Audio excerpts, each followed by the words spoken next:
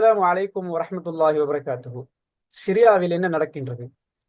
எங்கள் எல்லோருக்கும் தெரிந்த வகையில் சிரியாவின் ஆட்சி வீழ்ந்தது. பஷர் அல் அசத் கவிழ்க்கப்பட்டார். புதிய ஒரு ஆட்சி வந்திருக்கின்றது. இதை சுற்றி எங்களுக்கு மிச்சம் கேள்விகளும் தெளிவின்மைகளும் இருக்கின்றன. சிரியால துருக்கியா, ஈரான், ரஷ்யா, யுஎஸ்ஏ, இஸ்ரேல் போன்ற நாடுகள் என்ன செய்கின்றன?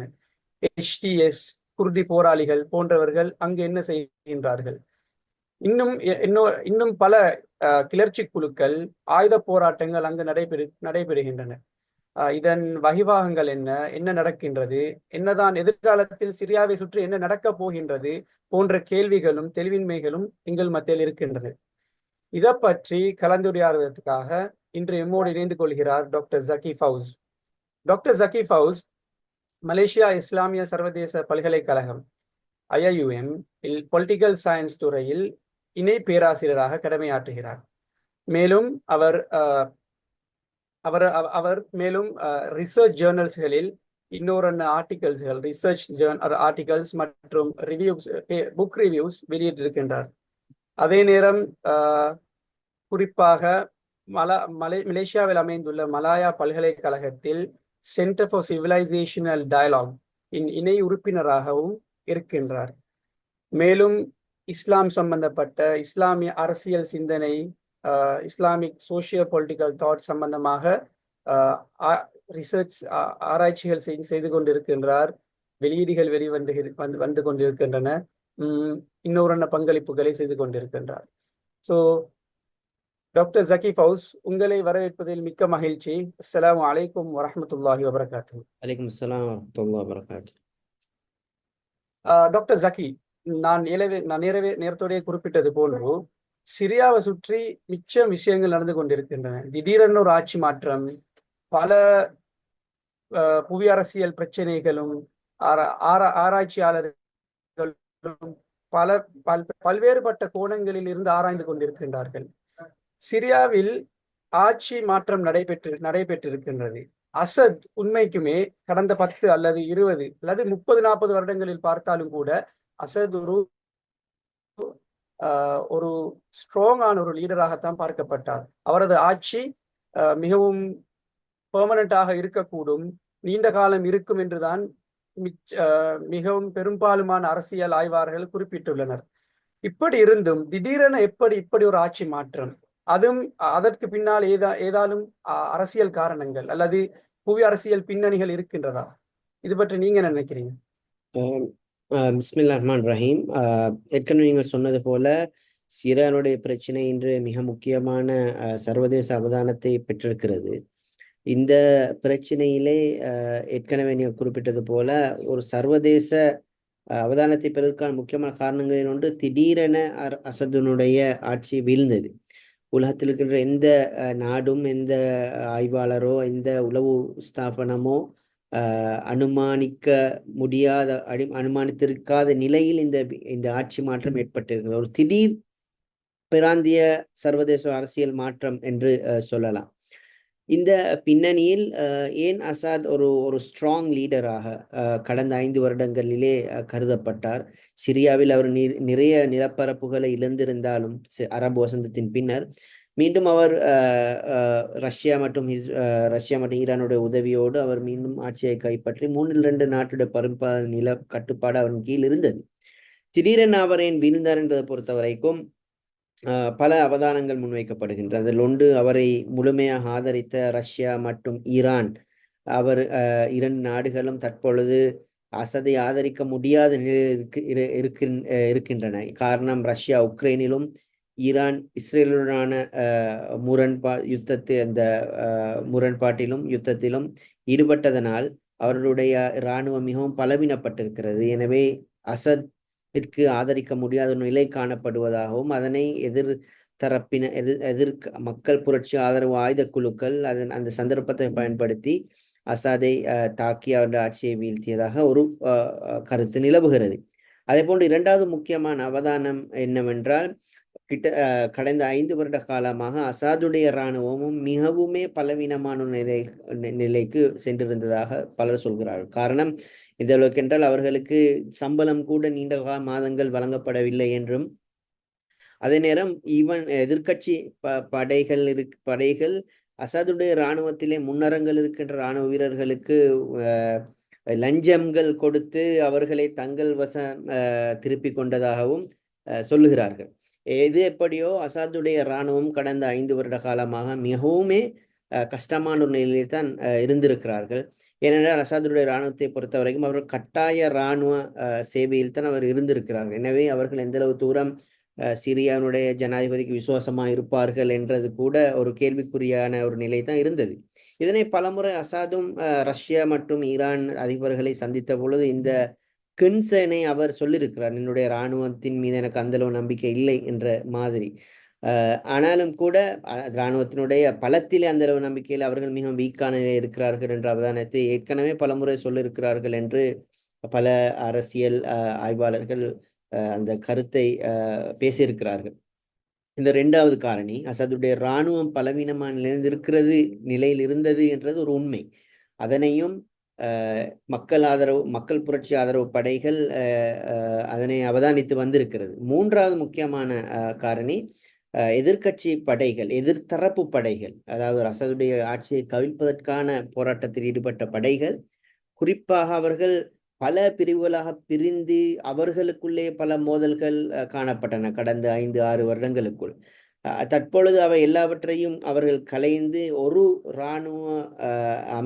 இராணுவ திட்டமிடலின் கீழ் அவர்கள் வந்து தங்களை கிட்டத்தட்ட ஒரு நாட்டினுடைய படை போன்று அவர்கள் தங்களை ஒழுங்குபடுத்தி கொண்டு இந்த அசாதை தாக்குவதற்கு தயாராக இருக்கிறார்கள். எனவே அசாதுடைய அந்த ஒழுங்குபடுத்தப்பட்ட இராணுவம் பலவீனமான நிலையில் இருக்கும் பொழுது எதிர்த்தரப்பு படைகள், ரிபெல் குரூப்ஸ் என்று சொல்லுகின்ற அந்த இராணுவ குழுக்கள் மிகவும் பலமான ஒரு திட்டமிடல் கூடிய ஒரு அமைப்பாக அவர்கள் மாறியிருக்கிறார் கடந்த 5-6 வருட காலத்திலே. எனவே இந்த 3 காரணங்களையும் பொதுவாக சொல்லுவார்கள். அசாதுடைய வீழ்ச்சிக்கு, திடீரென வீழ்ந்ததற்கு இந்த காரணிகளை பொதுவாக அவர்கள் சொல்லுவார்கள். இன்னொரு காரணியையும் சொல்லலாம். குறிப்பாக பஷார் அல் அசத், இது கொஞ்சம் ஒரு வித்தியாசமான ஒரு காரணி. அதாவது பஷார் அல் அசத்தினுடைய இப்போ அவர் ஒரு ஸ்ட்ராங் லீடராக வாரதுனால அவர் ஈரான், ரஷ்யா என்ற தனக்கு தொடர்ந்து ஆதரவு வழங்கிய நாடுகளை விட்டும் ஓரளவு வளைகுடா நாடுகளுக்கு ஆதரவாக போவதற்குரிய சில முனைப்புகள் எடுத்ததாகவும், அதனை ரஷ்யா, ஈரான் போன்ற நாடுகள் விரும்பவில்லை என்றும், எனவே அவர்கள் இக்கட்டான நேரத்தில் அசாதுக்கு உதவிக்கு முன்வராதமையினால் அசாதுடைய இராணுவம் தோல்வி அடைந்தது என்றும் சில ஆய்வாளர்கள் சொல்கிறார்கள். எது எப்படியோ இப்படி பல இராணுவ திட்டமிடல் சார்ந்த காரணிகளும் அதே நேரம் உக்ரைன், இஸ்ரேலிய காசா போர், இந்த 2ம் முக்கியமான ஒரு பின்புலமாக சொல்லலாம் மசனுடைய ஆட்சி மிக அவசரமாக வீழ்ந்ததை பொறுத்த வரைக்கும். ஓகே, ஸோ அது ஒரு காரணம் அல்ல, பல காரணங்கள் தொகுப்பு தான் அந்த வீழ்ச்சி.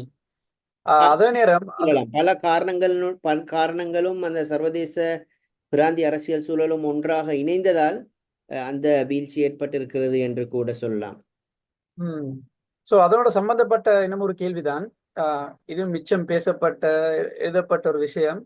அசத் வீழ்ச்சி மேற்கத்திய சதி, ஒரு யூஎஸ் கான்ஸ்பிரசி அப்படின்னு சொன்னா, நீங்க ஹிஸ்டாரிக்கலி பார்த்தாலும், ஸ்பெஷலி யூஎஸ் 2011க்கு பிறகு, ஸ்பெஷலி ஆஃப்டர் 2011க்கு பிறகு, 2011க்கு பிறகு அசத் ரஷ்யாவோடையும் ஈரானோடையும் நெருங்கிய தொடர்பு கொண்டிருந்த இந்த 2 நாடும் யூஎஸ்க்கு எதிரான நாடுகள். அதே நேரம் யூஎஸ் பப்ளிக்லி அசத் சில நடவடிக்கைகளுக்கு கண்டனங்கள் தெரிவித்தது, சிரியன் ஃபைட்டர்ஸுக்கு சப்போர்ட் பண்ணினது, சில ரிபல் குரூப்ஸுக்கு சப்போர்ட் பண்ணினது. இதெல்லாம் யூஎஸ்க்கும் அசத்துக்கும் இடையில ஒரு வகையான எனிமோசிட்டி, ஒரு வகையான பிரச்சனை இருந்ததை சுட்டி காட்டுச்சு. ஸோ அதை வச்சுக்கொண்டு இப்ப சில அரசியல் ஆய்வாளர்கள் இன்னொரு பேசிக்கொள்றது, இது நடந்தது இதனாலதான், யூஎஸ் தான் இதை சதி செஞ்சார். It was a US conspiracy. இது வெஸ்டர்ன் இம்பீரியலிசத்துக்கு எதிராக அசத் இருந்ததால அவங்க செஞ்ச ஒரு வேலை தான் இது. இதை பத்தி நீங்க என்ன நினைக்கிறீங்க? உங்களோட பார்வை எப்படி? ஆமா, ஆரம்பத்திலே ஈரானினுடைய இந்த சிரியாவினுடைய புரட்சி தொடங்கிய பொழுதே ஆசாத் அது இதனை ஒரு இஸ்ரேலிய சதி என்று அவர் சொல்ல ஆரம்பித்தார். இது ஒரு புதிய விஷயம் அல்ல. உண்மையில் அதற்கு இந்த இந்த ஹோல் சினாரியோ விளங்குறதுக்கு நாங்கள் சிரியாவுடைய வரலாற்றை கொஞ்சம் திரும்பி பார்க்க வேண்டும். அசதுடைய இப்போ உள்ள பஷர் அசதுடைய தந்தை ஹாஃபிஸ் அல் அசத் 1970ஆம் ஆண்டு அவர் சிரியானுடைய ஒரு இராணுவ புரட்சியின் மூலம் சிரியாவுடைய ஆட்சியை கைப்பற்றிக் கொள்கிறார். தன்னை ஜனாதிபதியாக பிரகடனம் செய்கிறார். அவர் சிரியாவிலே சிறுபான்மை சமூகமான அலவி சமூகத்தை பிரதித்துவப்படுத்துகின்ற ஒருவர். அவர் தன்னுடைய இராணுவ ஒரு ஒரு ஒரு இராணுவ ஒரு செக்யூரிட்டி ஸ்டேட் என்று சொல்வார், ஒரு போலீஸ் ஸ்டேட் என்று சொல்லுவார்கள். அதாவது எந்த அரசியல் சுதந்திரமும் இல்லாமல் ஒரு ஒரு ஒரு முழுமையான ஒரு இராணுவத்தின் கட்டுப்பாட்டின் கீழ் தான் அவருடைய ஆட்சி கடந்த 1970 2000 வரைக்குமான அவருடைய ஆட்சி இருந்தது. அதிலே குறிப்பாக சிறுபான்மை அலவிகளை முழுமையாக அரசினுடைய ராஜதந்திர இடங்களிலே அவர் அமர்த்தி தனக்கான பாதுகாப்பை உத்தரவாதப்படுத்தி கொண்டார். மட்டுமல்லாமல் சிரியாவை நான் சொன்ன ஒரு செக்யூரிட்டி ஸ்டேட்டாக அவர் சேஞ்ச் பண்ண, அதாவது முழுமையாக பாதுகாப்பு துறையினுடைய கட்டுப்பாட்டின் கீழ்தான் உளவுத்துறை தன்னுடைய நாட்டின் உளவுத்துறையுடைய கட்டுப்பாட்டின் கீழ் தான் அந்த நாட்டை அவர் முகாமை செய்தார். எந்த அளவுக்கு என்றால் சிரியாவிலே கிட்டத்தட்ட 150 பேருக்கு ஒரு இன்டெலிஜென்ஸ் ஆஃபீஸர் இருக்கிறதாக சொல்லுவார்கள். அதே போன்று உலகத்திலே பாப்புலேஷன் ரேஷியோ படி ஆக அதிகமான மக்கள் சிறையில் இருக்கின்ற ஒரு நாடாக சிரியாவை சொல்வார்கள். 1,00,000 பேருக்கு 1200 பேர் நபர்கள் சிறையில் இருப்பதாக, அரசியல் கைதிகள் சிறையில் இருக்கின்ற ஒரு நாடு என்று சொல்லி சிரியாவை சொல்லுவார்கள். இந்த தகவல்கள் ஒரு சரி பிழை என்றதை தாண்டி இதோட எஸ்டிமேட்டட் ஒரு ஒரு ஒரு மதிப்பீடு சார்ந்த ஒரு ஒரு கணிப்பு சார்ந்த ஒரு எண்ணிக்கை என்றாலும் கூட இதனுடைய அர்த்தம் என்னன்னா அதிகமான சிறிய பிரஜைகள் இந்த பஷர் அல் ஹாஃபிஸ் அல் அசதினுடைய இந்த இராணுவ மையப்படுத்திய அந்த அரச பொறுமுறையினால் ஒடுக்கப்பட்டார்கள். சிரியாவை கிட்டத்தட்ட அவர் சொல்லுவார்கள் சிரியா ஒரு சிறைகளை மையப்படுத்திய ஒரு நாடுன்னு சொல்லி. அந்த அளவு தூரம் நாட்டில் எல்லா பகுதிகளிலையும் சிறைகள் கட்டி அந்த சிறைகளுக்கு கூடத்தான் அவர்கள் நாட்டை முகாமை செய்ததாக அவர் சொல்லுவார். அதாவது தனக்கு எதிராக யாராவது பேசினால் பல வருட கணக்கு எந்த விசாரணையும் இல்லாமல் சிறையிலே இருக்கின்ற ஒரு சூழல் தான் இருந்தது. அதனைத் தொடர்ந்து பஷார் அல் அசதும் அதே கட்டமைப்பை அவரும் பின்பற்றினார். அவரும் சிரியாவை மிகவும் ஒரு சர்வதிகாரம் மிக்க ஒரு நாடாக அவர் அந்த ஒரு இராணுவ மையப்படுத்திய ஒரு நாடாக அவரும் அதனை முன்கொண்டு சென்றார். கிட்டத்தட்ட பஷர் அசதுடைய காலப்பகுதியிலே பஷர் அசதினுடைய குடும்பத்தினுடைய அவருடைய நெருங்கிய நண்பர்களுடைய கட்டுப்பாட்டின் கீழ் தான் முழு சிரியாவினுடைய இராணுவ பொருளாதார கட்டமைப்புகள் இருந்தது. எனவே இந்த அதிகரித்த இந்த இராணுவ மையப்படுத்தப்பட்ட சிவில் சுதந்திரங்களே இல்லாத அந்த சமூக அந்த ஆட்சி முறைக்கு எதிராகத்தான் சிரிய மக்கள் 2011ஆம் ஆண்டு கிளர்ந்திருந்தார்கள். ஆனால் அதனை அவர் இஸ்ரேலினுடைய ஒரு சதி என்று அதனை அவர்கள் காட்சிப்படுத்த முயன்றார். இது அவருடைய ஒரு புதிய ஒரு வியூகம் மட்டுமல்ல, அவருடைய தந்தையும் தனக்கு எதிராக அரசியல் எதிர்ப்பு வரும் பொழுதெல்லாம் அதனை இஸ்ரேலினுடைய அமெரிக்கானுடைய சதி என்று அவர்கள் ஒடுக்கி கடுமையாக சிறைகளிலே போட்டு சித்திரவதைப்படுத்திய வரலாறுகள் இருக்கிறது. எனவே அந்த புலத்திலே சிரியானுடைய புரட்சியை நான் பொதுவாக ஒரு இஸ்ரேலினுடைய சதி என்றோ அமெரிக்கானுடைய ஒரு சதி என்றோ பார்க்கவில்லை. ஆனால் இன்னொரு உண்மை இருக்கிறது. இஸ்ரேலிலே அதாவது அமெரிக்காவோ இஸ்ரேலோ அதாவது அசாதை ஒரு தனக்கு விசுவாசமான அரசாக அவர் பார்க்கவில்லை. அசாத் முழுக்க அசாதுடைய தந்தையும் அசாதும் அமெரிக்காவுக்கு எதிரான ஒரு எதிர்ப்பரசியலில் தான் அவர்கள் இருந்தார்கள் என்பதும் ஒரு உண்மை, அதனை மறுக்க முடியாது. அதே நேரம் அந்த அமெரிக்காவுக்கு எதிர்த்தல் என்ற நியாயத்தை வைத்து அந்த நாட்டில் வாழ்கின்ற மக்களுடைய சாதாரண சுதந்திரத்தை கூட கொடுக்காமல் ஒரு அடக்குமுறையான ஒரு ஆட்சி தான் அவர் செய்தார் என்பதும் மற்றொரு உண்மை. அப்பொழுது அந்த பின்னணியில் சிரியாவுடைய புரட்சியோ இன்று சிரிய மக்கள் அதுக்கு எதிராக அசாதுக்கு எதிராக எழுந்து தங்களுடைய உரிமைகளை கேட்கின்ற அந்த ஆர்ப்பாட்டங்களோ அமெரிக்காவுடையோ இஸ்ரேலினுடையோ சதியாக இருப்பதற்கான வாய்ப்பு இல்லை. அந்த நிலைப்பாட்டில் நான் இல்லை. என்றால் சிரியாவுடைய மொத்தமான ஒரு அசாதினுடைய அந்த 50 வருட ஆட்சியை பார்க்கும் பொழுது அந்த நிலையை உங்களுக்கு தெளிவாக அவதானிக்கலாம். குறிப்பாக சிரியாவிலே அசத் லில் அபத் என்று சொல்லுவார்கள். அதாவது என்றென்றும் சிரியாவிலே அசத்தான் ஆட்சி செய்ய வேண்டும் என்ற ஒரு கருத்து ஒரு கருத்தை அவர்கள் பரப்பினார்கள். அதே போன்று நீங்கள் சிரியாவிலே பல பகுதிகளிலே நீங்கள் வீடியோவிலும் பார்த்திருப்பீர்கள். பல ஏர்போர்ட், பல பொது இடங்களிலே அவர்கள் சூர்யா அல் அசாதினுடைய சிரியா என்றுதான் அவர்கள் பெயரிட்டிருப்பார்கள். அசத் என்ற குடும்பமும் சிரியா என்ற அந்த தேசமும் ஒன்று என்ற ஒரு ஒரு ஒரு ஒரு தோற்றப்பாடுதான் சிரியாவிலே அவர்கள் கட்டியெழுப்பி இருந்தார்கள். அப்ப இதனை சிரியா மக்கள் இதற்கு எதிராக ஒரு ஜனநாயக ரீதியான ஆட்சி வர வேண்டும் என்ற அபிலாசை தான் சிரிய புரட்சிக்கு அடிப்படை. அதே போன்று இன்று ஏற்படுத்துகின்ற மாற்றமும் அந்த அபிலாசைகளினுடைய ஒரு மாற்றம்தான். எனவே அமெரிக்காவை எதிர்த்தல் என்ற நிலைப்பாட்டை மாத்திரம் வைத்து சிரியாவினுடைய அசாதினுடைய ஆட்சியை மதிப்பீடு செய்ய முடியாது. மாற்றமாக கடந்த 50 வருட காலம் சிரிய மக்கள் மிகவும் ஒரு சித்திரவதை சிரிய மக்கள் மிகவும் சித்திரவதை செய்யப்பட்டு கொடுமையாக மிகவும் மிலேச்சத்தனமாக அடக்கப்பட்ட ஒரு ஆட்சியின் கீழ் தான் அவர்கள் வாழ்ந்திருக்கிறார்கள். எனவே இந்த யதார்த்தத்தையும் இந்த இடத்தில் நாங்கள் புரிந்து கொள்ள வேண்டும் என்று நான் நினைக்கிறேன்.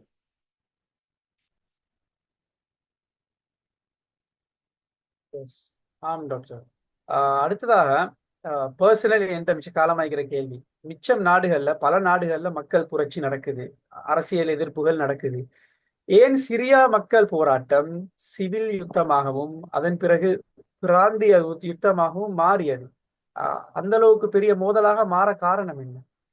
இது ஒரு முக்கியமான விஷயம். என் முந்தின கேள்வியோடு இந்த கேள்வியும் முன்னைய கேள்வியோடு இந்த கேள்வியும் சம்மந்தப்படுகிறது. இந்த யுத்தம் சிவில் யுத்தமாக மாறிய போது அசாத் சொல்ல ஒரு முக்கியமான விஷயம், எதிர் தரப்பு படைகளுக்கு இஸ்ரேலும் அமெரிக்காவும் ஆயுதங்களை வழங்குகிறது என்று, அது எல்லாம் தீவிரவாதிகள் என்ற ஒரு ஒரு பேரை, ஒரு காட்சிப்படுத்தலை அல்லது ஒரு லேபலை அவர் கொடுத்தார். உண்மையில் இது சிவில் யுத்தமாக மாறினது என்றதுக்கான முழுமையான காரணம் பஷார் அல் அசத்தினுடைய நடவடிக்கைகள் தான். இந்த புரட்சி மக்கள் ஆர்ப்பாட்டம் தொடங்கிய பொழுது அதற்கு எதிராக அசாத் இராணுவத்தை பிரயோகித்தார். மிக கொடுமையான முறையிலே அவர் இராணுவத்தை பிரயோகித்தார். எந்த அளவுக்கு என்றால் பஷார் அல் அசத்தினுடைய இந்த ஆரம்ப புரட்சியில் பங்கு பற்றி எல்லாரையும் அவர் நியாயமாக கைது செய்து சிறைகளிலே கொலை செய்திருக்கிறார்.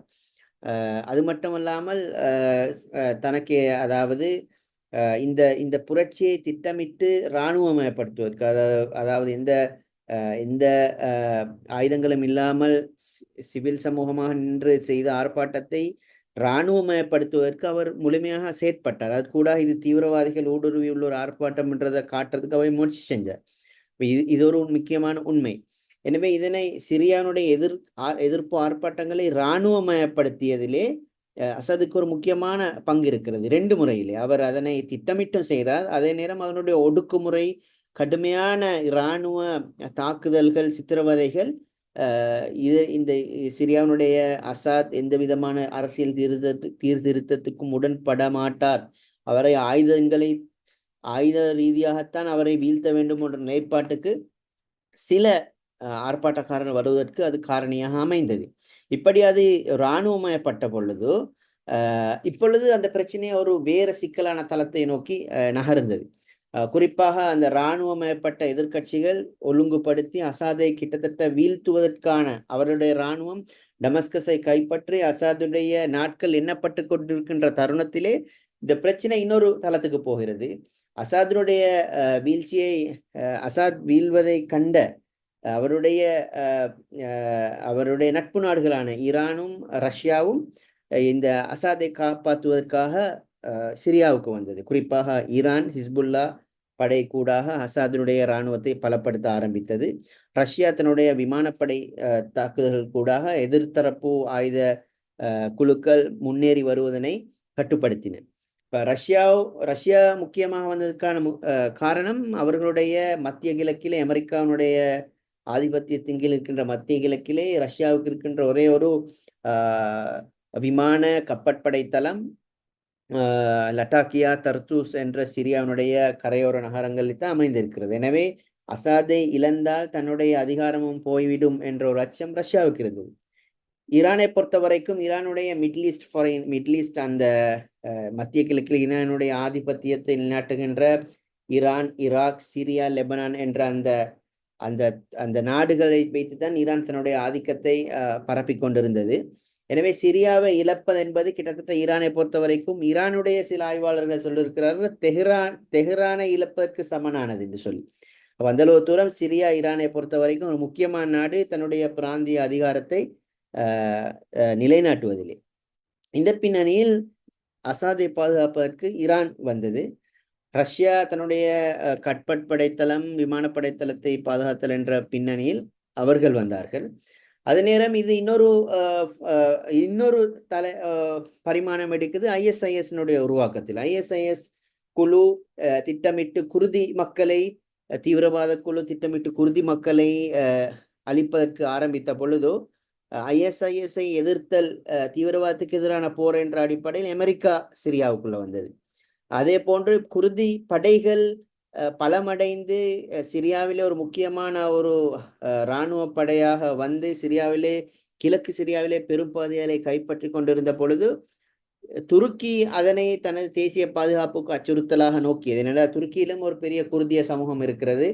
எனவே இங்கே ஒரு தனி சுயாட்சி பிரதேசம் ஒன்று குர்திகளுக்கு சிரியாவில் வந்தால் அதனுடைய தாக்கம் துருக்கியிலும் வரும். எனவே அவர்களும் சுயாட்சி கேட்பார்கள் என்ற அதனுடைய அரசியல் தாக்கம் இருக்கும் என்று சொல்லி துருக்கி குர்திகளினுடைய அந்த இராணுவ முன்னெடுப்பை கட்டுப்படுத்துகின்ற நோக்கத்திலே துருக்கி வந்தது. அதே போன்று சிரியாவிலே அதிகமான ரிஃப்யூஜிஸ் இந்த பிரச்சனைகளால் பாதிக்கப்பட்டு கிட்டத்தட்ட 3 மில்லியனுக்கும் மேற்பட்ட அகதிகள் துருக்கியில இருக்கிறார்கள்.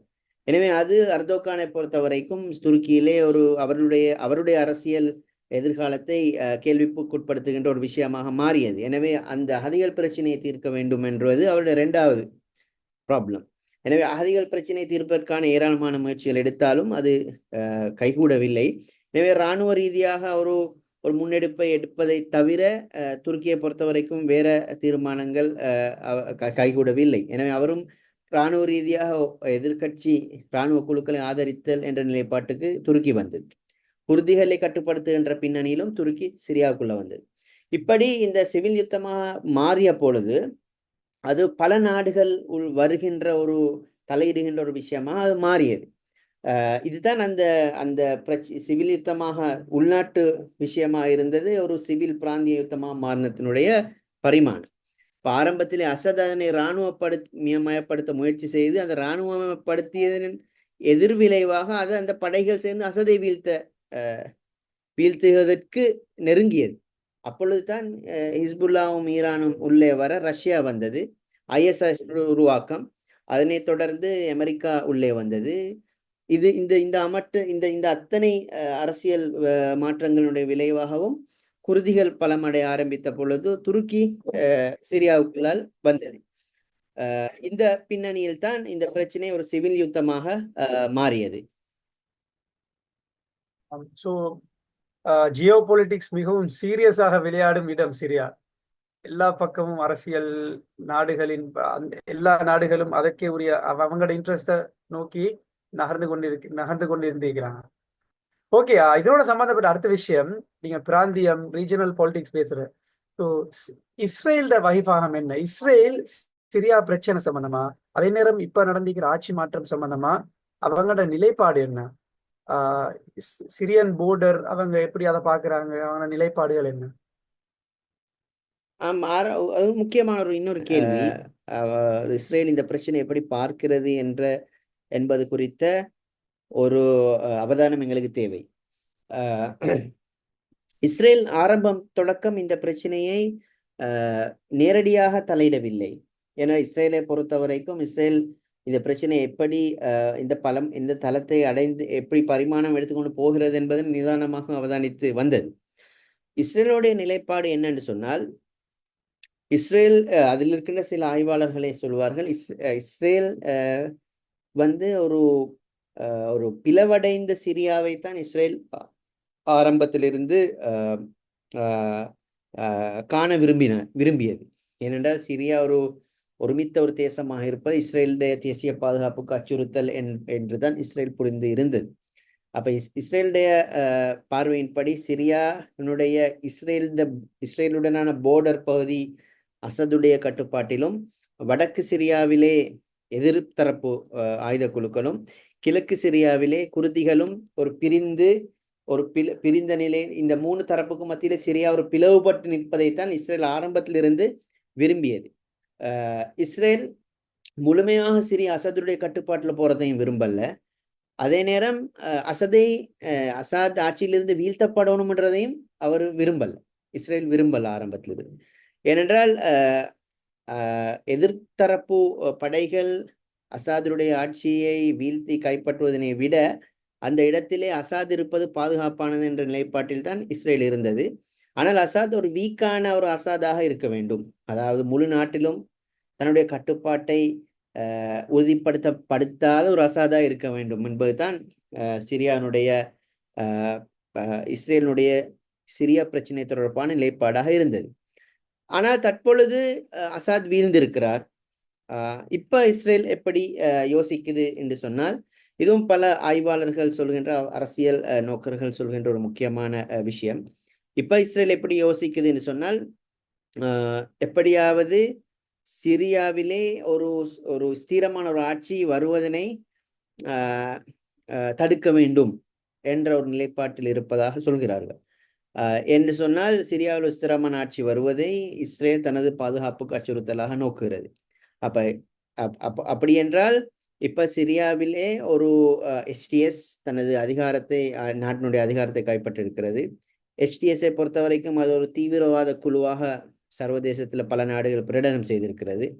எனவே ஒரு தீவிரவாத குழு சிரியாவில் ஆட்சி செய்கிறது என்ற அந்த குற்றச்சாட்டை பயன்படுத்தி இஸ்ரேல் முழுமையாக சிரியாவினுடைய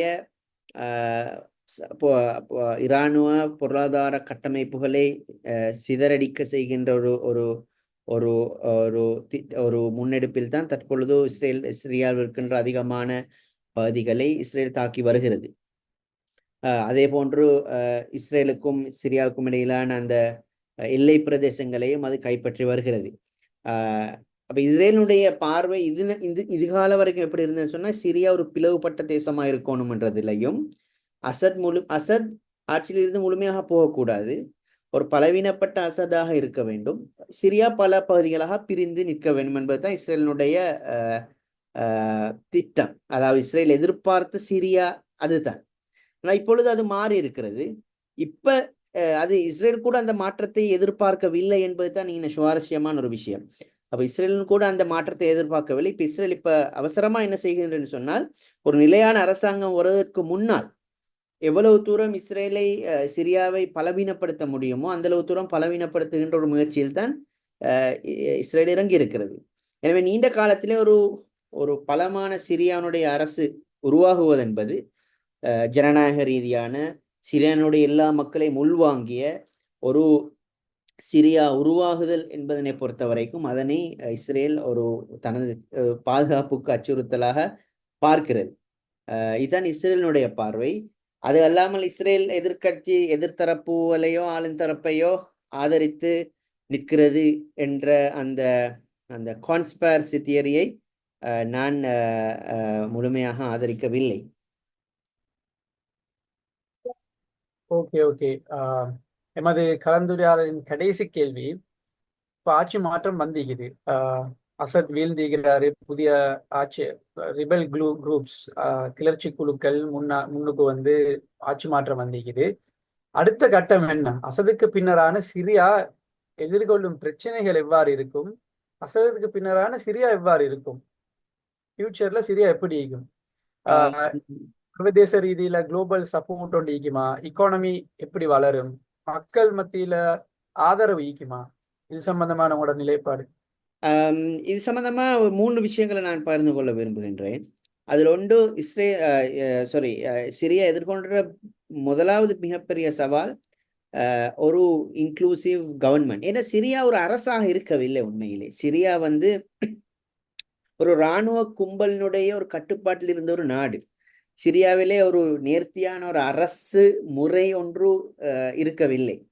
சிரியாவில் ஒரு கட்சி ஆட்சி இருந்தது. அந்த கட்சி இராணுவத்துடைய கட்டுப்பாட்டில் இருந்தது. இராணுவத்தினுடைய ஒரு குழு முழு நாட்டையும் ஆட்சி செய்து தன்னுடைய சொத்து போன்று ஆட்சி செய்து பல மக்களை கொடுமைப்படுத்தி பல சிரியாவினுடைய யூத் ஃபோர்ஸ் இளைஞர் படை அணிகளை இளைஞர்களை நாட்டுக்கு வளர்ந்து சேர்க்கக்கூடிய இளைஞர்களை எல்லாம் அகதிகளாக்கி, அப்படி இருந்தாலும் பரவாயில்ல தங்கட கையில ஆட்சி இருக்கணும்ன்ற ஒரு ஒரு ஒரு பாதாள உலக மனோநிலையில் தான் இருந்த ஒரு நாடு அது. ஆனால் சிரியா ஒரு நாடாக இருக்கவில்லை. Syria is not an state என்று சொல்லுவார்கள். ஸ்டேட் இன்ஸ்டிடியூஷன்ஸ் இல்லாத ஒரு நாடு. எனவே இந்த ஸ்டேட் இன்ஸ்டிடியூஷனை கட்டியெழுப்புதல் என்பது சிரியா எதிர்கொள்கின்ற ஒரு முக்கியமான ஒரு சவால். அப்ப அதிலே அந்த ஸ்டேட் இன்ஸ்டிடியூஷனை கட்டியெழுப்பதிலே மத்திய கிழக்கிலே மிகவும் பன்மைத்துவம் உள்ள ஒரு நாடு சிரியா. துருசியர் இருக்கிறார்கள், அலவிகர் இருக்கிறார்கள், ஷியாக்கள் இருக்கிறார்கள், கிறிஸ்தவர்கள் இருக்கிறார்கள், அஹ்லுசுன்னாக்கள் மெஜாரிட்டி அஹ்லுசுன்னா. அப்படி இருந்தாலும் கூட நிறைய சமூகங்களும் இனங்களும் வாழ்கின்ற ஒரு நாடு. அதே போன்று பழைய பாரம்பரிய நாகரிகங்களை கொண்ட ஒரு நாடு. எனவே இவர்கள் எல்லோரும் குருதிகள் இருக்கிறார்கள். இவர் எல்லோரையும் ஒன்றிணைத்து எப்படி ஒரு ஸ்திரமான அரசொன்றை கட்டியெழுப்பது, ஒரு கவர்மெண்ட், ஒரு பொலிட்டிக்கல் இன்ஸ்டிடியூஷன்ஸ், ஒரு ஒரு எஃபிஷியன்டான வினைத்திறன் மிக்க ஒரு கவர்னன்ஸ் ஒன்றை, ஒரு ஆட்சி புரிதல் செயல்முறை ஒன்றை எப்படி கட்டியெழுப்பது என்பது சிரியா எதிர்கொண்ட முக்கியமான முதலாவது சவால். நினைக்கிறேன் இதுதான் சிரியாவில் இருக்கின்ற மிகப்பெரிய சேலஞ்ச். எப்படி இதனை அவர்கள் புதிய அரசாங்கம் அட்ரஸ் பண்ண போறாங்க. இப்ப புதிசாக HTS அதிகாரத்தை கைப்பற்றிருக்கிறது. HTS-னுடைய மிகப்பெரிய HTS-க்குரிய மிகப்பெரிய கேள்வி என்னன்னு சொன்னால், அவர்களை பல நாடுகள் தீவிரவாத பட்டியல் சேர்த்திருக்கிறது. எனவே எப்படி ஒரு தீவிரவாத குழு ஒரு நாட்டினுடைய அரசாங்கத்தை கைப்பற்றிருக்கும் பொழுது அவர்களால் சர்வதேச உறவுகளையோ சர்வதேச பொருளாதாரத்துடனோ இணைந்து செயற்பட முடியாது. எனவே எப்படி HTS தன்னை ஒரு ஒரு அசதுக்கு பதிலான ஒரு இன்னொரு சர்வதிகாரமாக நிறுத்தாமல் ஒரு அரசியல் முகத்தை அவர்கள் எடுக்க போகிறார்கள், அல்லது அவர்கள் சமூகத்தோடு கரைந்து ஒரு அரசியல் அரசியல் வியூகங்கள் வகுப்பதற்கான சமூக சூழலை அவர் எப்படி உருவாக்கப் போகிறார்கள் என்பது நாங்கள் அவதானிக்க வேண்டிய இன்னொரு விஷயம். அப்படி செய்தால்தான் சிரியாவை நான் ஏற்கனவே முதலாவது சொன்னது போல ஒரு ஒரு ஒரு ஸ்டேட்டாக, ஒரு தேசமாக சிரியாவை கட்டியெழுப்ப முடியும். இந்த இரண்டாவது சவால். மூன்றாவது முக்கியமான விஷயம் சிரியாவினுடைய இந்த ஆயுத குழுக்கள். சிரியா என்பது இன்று பல ஆயுத குழுக்கள் உள்ள ஒரு நாடு. அதாவது சிரியாவினுடைய கிட்டத்தட்ட 20க்கும் மேற்பட்ட ஆயுத குழுக்கள் சிரியாவிலே தொழிற்படுகின்றன. வடக்கில், கிழக்கில் குருதிகள், வடக்கில் இது, அதே போன்று தெற்கில் ஆயுத குழுக்கள், தரா மாதிரியான தெற்கு பிரதேசத்திலே ஆயுத குழுக்கள் இருக்கின்றன. இது எல்லா ஆயுத குழுக்களையும் ஆயுதங்களை கலைந்து எப்படி சிரிய இராணுவத்தை மீண்டும் கட்டியெழுப்புவது, ஒரு சிரியானுடைய பாதுகாப்பு செயற்திட்டத்தை ஜனநாயக விளிம்புகளை மதித்த நிலையிலே கட்டியெழுப்புவது என்பது இன்னொரு முக்கியமான சவால். இந்த மூன்று சவால்களையும் எப்படி சிரியா மக்கள், சிரியாவினுடைய அடுத்த கட்ட சிரியாவினுடைய கொள்கை வகுப்பாளர்கள், அல்லது இப்பொழுது அந்த இடைக்கால அரசாங்கத்தை வழிநடத்துகின்றவர்கள், அதே நேரம் சர்வதேச சமூகம் இணைந்து இதனை எப்படி செய்ய போகிறார்கள் என்பதுதான் மிகப்பெரிய கேள்வி. அந்த பின்னணியிலே நாங்கள் வருகின்ற வாரங்களிலே மாதங்களிலே அவதானிக்க வேண்டிய இந்த மூன்று விஷயங்கள், இந்த சிரியா இந்த மூன்றையும் சாதிக்க முடியாமல் போனார் மீண்டும் சிரியா இன்னொரு உள்ளக சிவில் யுத்தம் ஒன்றை நோக்கி போவதனை யாராலும் தடுக்க முடியாது. கிழக்கு பகுதி, மேற்கு பகுதியில் இருக்கின்ற அஹ்லுசுன்னாக்கள், கிழக்கிலே குருதிகள், அதே போன்று மேற்கு பகுதியிலே அலவிகள், இந்த எல்லா தரப்புகளும் தங்களுடைய இராணுவங்களை முன்னிறுத்தி ஒரு சிவில் யுத்தத்துக்கு போவதனை தடுக்க முடியாது. எங்களால் தவிர்க்க முடியாத ஒரு விடயமாக மாறும். எனவே இதனை மீண்டும் ஒரு சிவில் யுத்தத்துக்கு சிரியா போகாமல், போனால் மீண்டும் சர்வதேச சக்திகள், நாடுகள், குளிப்படைகள் சிரியாவில் புகுந்து இந்த சிரியாவை இன்னும் 50 வருடங்கள் பின்னோக்கி கொண்டு போய்த்து வைக்கின்ற ஒரு நிலை ஏற்படலாம். அதனை தவிர்த்து எப்படி இன்றிருக்கின்ற மாற்றத்தை ஒரு ஜனநாயகபூர்வமான சிரியானுடைய பன்மைத்துவத்தை மதித்த ஒரு உலக பொறிமுறையை கட்டியெழுப்பி அதனை ஒரு தேசமாக, ஒரு மாடர்ன் ஸ்டேட்டாக அதனை எப்படி கட்டியெழுப்பலாம், ஜனநாயக விழுமியங்களை மதிக்கின்ற ஒரு தேசமாக கட்டியெழுப்பலாம் என்பது தான் இங்கு இருக்கின்ற மிகப்பெரிய கேள்வி. நாங்கள் வருகின்ற மாதங்களிலே இந்த விஷயத்தை அடிப்படையாக வைத்து தான் சிரியாவினுடைய அரசியல் மாற்றங்களை கண்காணிக்க வேண்டும் என்று நான் நினைக்கிறேன். Okay doctor Jaggi. ஸோ சிரியாட விடயம் இலகுவல்ல, பல சிக்கல்களும் பல சவால்களும் கொண்டுள்ளது. அதனோடு இன்றைய எமது கலந்துரையாடலின் கடைசி கட்டத்தை அடைந்துள்ளோம். இன்று நாம் சிரியா அதன் ஆட்சி மாற்றத்துக்கு ஏற்படுத்திய பிராந்திய ஃபேக்டர்ஸ், அதன் சிக்கல்கள், எப்படிப்பட்ட சிக்கல்கள் எதிர்கொள்கின்றன, எதிர்காலத்தில் சிரியாவின் அரசியல் வியூகங்கள் எப்படி இருக்க வேண்டும், சிரியாவின் அடுத்த கட்ட நடவடிக்கைகள், குளோபல் பவர்ஸோட அவங்க எப்படி நடந்து கொள்ளணும் சம்பந்தமா ஒரு ஒரு சுருக்கமான ஒரு கலந்துரையாடலோட முன்வைச்சோம். இதோட இந்த கலந்துரையாடலுக்கு, இந்த உரையாடலுக்கு எங்களோட அவரது நேரத்தையும் காலத்தையும் வழங்கி இங்கு வந்து கலந்துரையாடிய டாக்டர் ஜக்கி அவர்களுக்கு ஜஸாக்குமுல்லாஹ் ஹைரன். பல முக்கியமான தகவல்கள், ஆழமான பார்வைகள், வித்தியாசமான கோணங்களிலிருந்து நாம் அலசினோம், பார்த்தோம், உரையாடினோம்.